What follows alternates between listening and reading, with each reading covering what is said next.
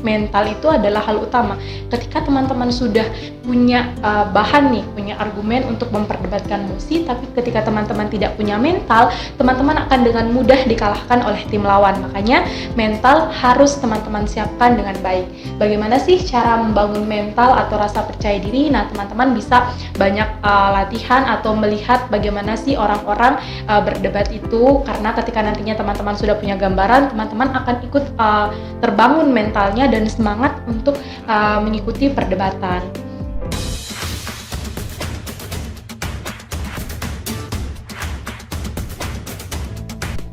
Halo teman-teman, selamat pagi. Sekarang melihat bagaimana perkembangan teknologi saat ini, pernah tidak teman-teman melihat pertandingan debat atau menonton pertandingan debat secara langsung? Terlebih saat ini menjelang Hari Kemerdekaan Republik Indonesia 17 Agustus, tentu sudah banyak lembaga-lembaga atau instansi yang melakukan perlombaan debat. Tapi pernah tidak sih teman-teman terpikirkan bagaimana sih atau apa-apa saja yang perlu dipersiapkan agar kita siap untuk mengikuti perlombaan debat? Nah, kali ini saya akan membagikan tips mudah untuk menghadapi debat hukum dan konstitusi, di mana ada beberapa tips yang akan saya bagikan kepada teman-teman. Tips ini berasal dari pengalaman saya sendiri dan juga banyak melihat dan mengamati bagaimana ketika orang-orang melakukan debat maupun lomba debat yang tingkat regional maupun tingkat nasional. Tips yang pertama adalah bagaimana kita mengasah kemampuan berpikir kritis dan menganalisis. Karena tentunya ketika dalam perdebatan atau melakukan perdebatan, kita akan diberikan yang namanya mosi atau topik perdebatan, di mana dalam perdebatan ini kita akan dibagi dalam posisi pro dan kontra atau setuju dan tidak setuju terhadap mosi perdebatan. Disinilah kita akan dilihat oleh dewan juri dan para pengamat perdebatan bagaimana atau seberapa tajam analisis kita terhadap mosi perdebatan, karena tentunya dalam perdebatan kita akan mencari solusi yang implementatif terhadap mosi perdebatan, karena itulah tujuan dari diadakannya perdebatan. Lalu yang kedua adalah banyak membaca dan riset terhadap hal-hal yang sedang trending atau yang banyak diperbincangkan saat ini, entah di daerah kita sendiri maupun yang sedang hangat baik nasional maupun internasional. Karena ini dengan kita banyak membaca atau riset, kita akan terbantu untuk terbentuknya pola pikir yang kritis. Jadi biar teman-teman tidak bingung bagaimana sih cara mengatur atau membentuk pola kritis, itu tentunya dengan cara banyak membaca, baik berita, jurnal, itu nanti akan membantu teman-teman untuk punya pola pikir yang kritis seperti itu. Lalu yang selanjutnya adalah mental. Ketika teman-teman sudah merasa bahwa saya sudah siap, saya sudah punya pola pikir yang baik, saya sudah merasa saya bisa menganalisis dengan baik, saya sudah merasa saya cukup kritis, selanjutnya yang perlu teman-teman siapkan adalah mental. Karena dalam perdebatan kita akan disaksikan oleh rekan berpikir atau tim lawan kita dan juga oleh dewan juri, serta biasanya akan ditonton oleh, misal kalau di debat hukum dan konstitusi itu kita menyebutnya dengan pengamat hukum. Nah, itulah yang kemudian harus teman-teman persiapkan, karena mental itu adalah hal utama. Ketika teman-teman sudah punya bahan nih, punya argumen untuk memperdebatkan mosi, tapi ketika teman-teman tidak punya mental, teman-teman akan dengan mudah dikalahkan oleh tim lawan. Makanya mental harus teman-teman siapkan dengan baik. Bagaimana sih cara membangun mental atau rasa percaya diri? Nah, teman-teman bisa banyak latihan atau melihat bagaimana sih orang-orang berdebat itu, karena ketika nantinya teman-teman sudah punya gambaran, teman-teman akan ikut terbangun mentalnya dan semangat untuk mengikuti perdebatan.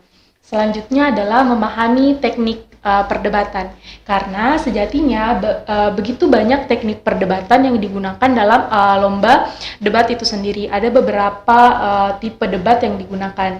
Nah, umumnya kalau di Indonesia itu adalah ASEAN Debat Parliamentary, di mana di situ ada 3 pembicara pertama, kedua, dan ketiga. Nah, teman-teman harus tahu nih porsi teman-teman itu ada di mana, entah di pembicara pertamakah, kedua, atau ketiga.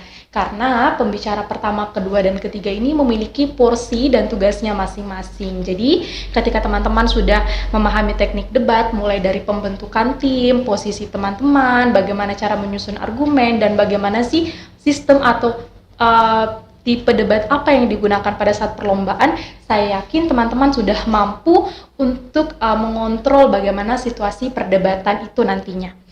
Teknik yang selanjutnya adalah membangun chemistry dengan tim. Seperti yang saya katakan tadi, dalam tim debat itu ada 3 orang, di mana pembicara pertama, kedua, dan ketiga.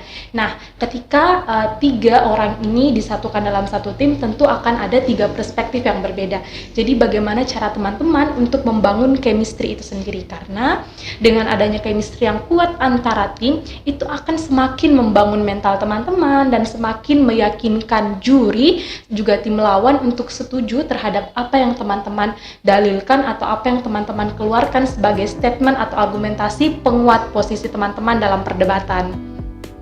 Terakhir, kalau kita berbicara tips, ini tentu adalah sebuah teori ya, sebuah teori yang akan teman-teman praktikkan.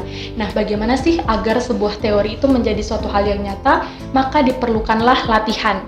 Selain tadi kita sudah menyiapkan, kita sudah berpikir kritis, kita sudah mampu menganalisis, kita banyak membaca, terus memahami teknik debat, menyiapkan mental, tentu semuanya akan sia-sia kalau kita hanya memahaminya berdasarkan teori saja, tapi tidak melaksanakannya atau mempraktikkan langsung. Jadi kita butuh yang namanya latihan. Nah, bagaimana agar latihan ini efektif? Yakni dengan teman-teman berani dan mau untuk mencoba ikut dalam lomba perdebatan. Karena sejatinya tidak ada debaters yang langsung hadir menjadi debaters hebat tanpa melalui awal yang sama seperti teman-teman, yakni mulai ikut mendaftarkan diri, belajar, dan bertemu dengan para debaters lainnya. Karena ketika teman-teman sudah merasa nyaman atau berada mengerti bagaimana sih debat itu sebenarnya, teman-teman tentu akan sangat merasa luar biasa seperti itu, karena teman-teman berada di dalam ruang lingkup yang begitu positif, di mana kita sama-sama membangun pola pikir yang kritis, menganalisis permasalahan-permasalahan yang ada. Karena kita sebagai generasi penerus bangsa harus terus mengasah pola pikir dan mengeluarkan saran-saran yang implementatif melalui perdebatan. Perdebatan yang bukan melahirkan hal-hal negatif, tetapi melainkan perdebatan yang menghasilkan hal-hal positif karena dilaksanakan dengan metode dan sistem perdebatan yang baik. Jadi itu saja tips-tips yang dapat saya sampaikan.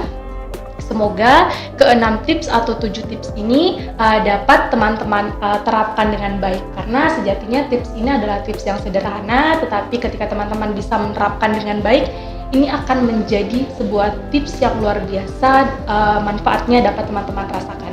Saya harap setelah teman-teman menonton video tips ini, teman-teman akan terpancing untuk mengikuti lomba debat-debat yang ada. Teman-teman bisa memulai dari lomba debat di tingkat kampus atau tingkat sekolah, kemudian ketika teman-teman sudah menemukan power teman-teman atau kekuatan teman-teman, teman-teman bisa maju ke tingkat selanjutnya. Sekian dan terima kasih, sampai berjumpa di video selanjutnya.